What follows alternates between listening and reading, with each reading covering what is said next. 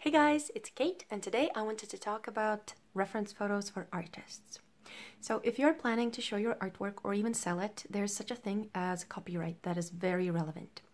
It deserves its own video, but I just want to mention it here because using reference photos, you are bound to use the copyright of that photo if you are to show your artwork or sell it. What it means is that you have to have a permission by the photographer who took this picture or by the person who is in the picture that you can actually use that image to produce work. So art is based on reference. So we paint nature, we paint people, so we're using a reference. So even if it's not a photo, we're still using a live reference. But speaking about photos, I just wanted to share with you the websites that I'm using to create my artwork. And I will start with some websites that are completely free and some that you actually have to pay something, but they are not very expensive. So you can still use those websites and create your beautiful artwork. And another thing before we start going through the websites, I just wanted to say, be very careful with copyright. I will be doing definitely another video about this thing, but I have seen other people, other artists that are really good and their work is amazing, but they use photos that are made by photographers that don't have the royalty-free copyright to them. They have the copyright of that photographer. And this can lead to some very serious problems, as well as fan art from different movies and so on. You have to be very careful if you are to show your artwork, especially on internet, online, or sell your artwork. So, but for now, enough about the copyright, let's go through the websites. So the first website, you probably already know it, and it's Pixabay. You can also use Pexels, it's very similar to Pixabay, and what it is a website where people can upload their photos and they become royalty free. It means that these photos can be used anywhere. You can reproduce these photos, you can show them and say that it's your artwork, and you can sell your paintings or drawings, whatever it is. On this website, a good suggestion is to be actually registered. If you register, you have a possibility, an option to download the original size of the image, and it's really large. So those photos that you see on Pixabay, they are really good quality. The downside to it is that a lot of people, a lot of artists use these photos. That's one thing. And the other downside is that you have to go through a lot of pictures to actually find something that you really like. So sometimes it takes me an hour just to go through, especially with the seascapes. I was looking at different seascapes on Pixabay. It's really awesome, but yeah, you have to go through many pictures to actually find what you're looking for. So Pixabay and Pexels. As we're talking about those two websites, another good website is Morgue Files. Even though all the photos there are royalty free and you can use them, you do not have a very good quality photo. So mostly these photos are not of very high resolution, and if you're doing landscapes and you don't need anything detailed, then you can actually get away with those as well. So you can find photos there as well.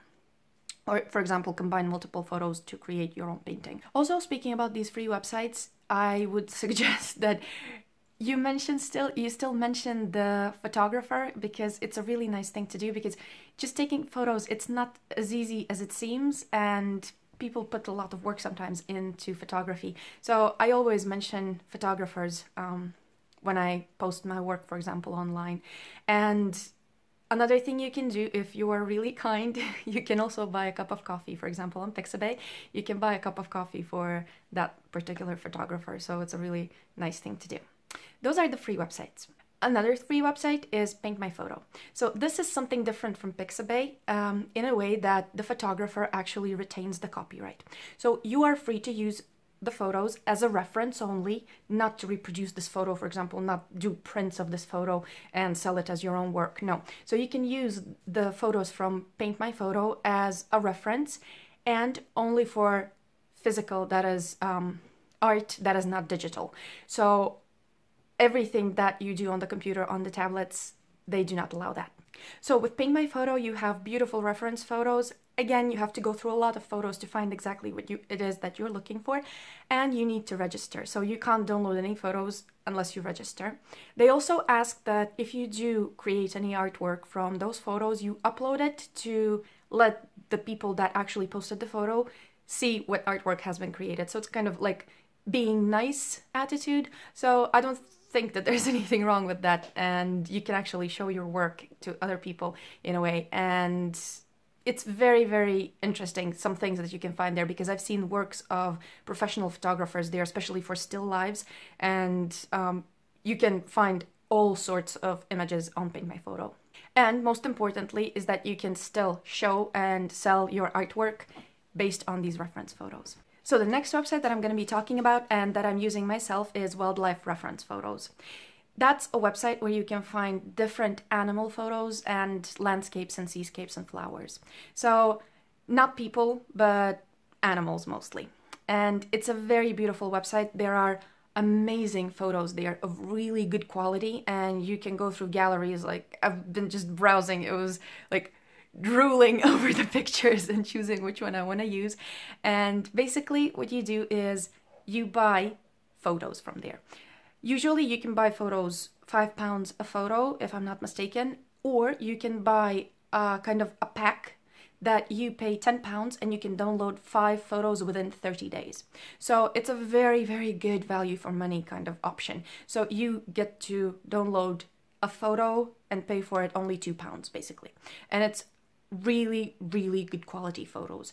You can create artwork with them, and you can share your artwork online and show it to people and also sell it. So an amazing value for money. The only thing that they ask is that you do not share photos with other people, as in terms and agreement, that if you read it, and it's totally totally normal, I think. So you buy the photos for yourself. And once again, the copyright of course belongs to the photographer for the photography. You get the copyright for your artwork, and the copyright for the photo is that of the photographer. Another website where you can buy photos is Storyblocks. So Storyblocks, it works in 2 different ways. You can buy a subscription. It costs the basic, they have different plans, but the basic subscription costs about $9, and you get to download up to 5 photos from their website. And all the photos that they share are royalty free. That means that you can create artwork and sell your work without any kind of problem. The only thing is that it's a subscription, once again. I think I haven't bought separate photos from them, but you can buy also photos one by one, and they offer a very, very big discount compared to the original cost of the photo to those that have actually a subscription plan. So basically, if you have a subscription plan, that is the basic one, and you can download 5 photos per month, you can still add more photos paying for those. And I think if you add more photos, it's about $3 something. So again, it's not expensive. And the photos there's just a lot of photos there. Like, you can find everything, literally everything. The only downside is that when you're searching for photos, and I was searching, for example, for seascapes, and when you go and slide down with the slider and you look through more and more photos, it takes the browser to actually think very long when you get like past couple of thousand photos. So that's one thing to consider, but it's a very nice website to actually know. And next, I want to talk also about some other free-ish options. First of all is Patreon. So I am on Patreon myself, and I am sharing my reference photos with people who are supporting me. So thank you to Gail and Bianca. Hi! Thought I'd just do a shout out to you guys. So those are my 2 first patrons. And I know other, for example, pastel artists that do Patreon channels and that share not only tutorial videos, but also a couple of reference photos that they take themselves. So you can see different animal reference photos from Jason Morgan, for example. He's a pastel and oil artist, and he's really good. Check him out. And also Lisa Lacry, she does reference photos and a lot of tutorials. And I would also suggest Emma Colbert. So she is amazing in pastel, and she paints on velour, and I just adore her work. So those are the people that I actually follow on Patreon, and that I would use their reference photos because they share reference photos every month. So you can find other artists that actually share also tutorials and reference photos that they take, so they have the copyright to that reference photo, but you can use it for your artwork. And you can follow them depending on the styles, depending on the medium that you're using. So that's a good way to go. And the upside to all the Patreon thing is that when you are subscribing to Patreon, I started my Patreon recently, not that long ago, so I don't have so much stuff on it as other artists do. But basically you get access to all the previous months that the artist was posting. So you get a lot of tutorials and so many reference photos, like so many reference photos. And again, I think that when you're creating your artwork, it would be so nice to actually mention and give the credit to the photographer, to that person that actually provided you with the photo.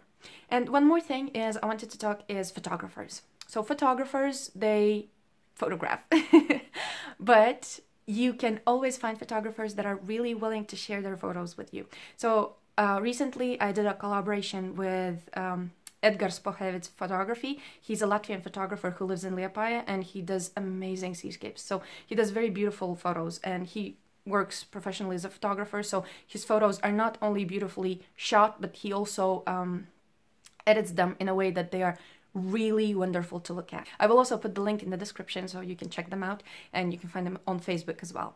But the good thing is that you can actually talk to photographers and ask them permission to use the photo as a reference. They might agree, they might not, so depending on the photographer, but you can ask them, and for example, in return, I offer a print of the finished work. So I would send them a print, Gisli, I don't know, a fine art print. I don't know how to pronounce that word. I can spell it, I can write it down a bit. Yeah, so basically, yes, you send them a print and a thank you note, but most importantly is that you contact them before you actually use the photo. So this is it for all the reference photo material that I am using for all the websites and all the ways that I obtain my reference photos. Of course, you can also go and take photos yourselves, so that's the most wonderful way to actually get your reference materials. But I would like to hear, maybe you know some other ways and other websites where you actually can find reference photos. I would like to see those if you put them in the comments below. And if you have any questions, I'll be very happy to answer. And as usual, I just wanted to say that I have also a Patreon account where you can check out tutorials and download different reference photos from there as well.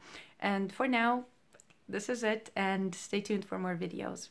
Bye!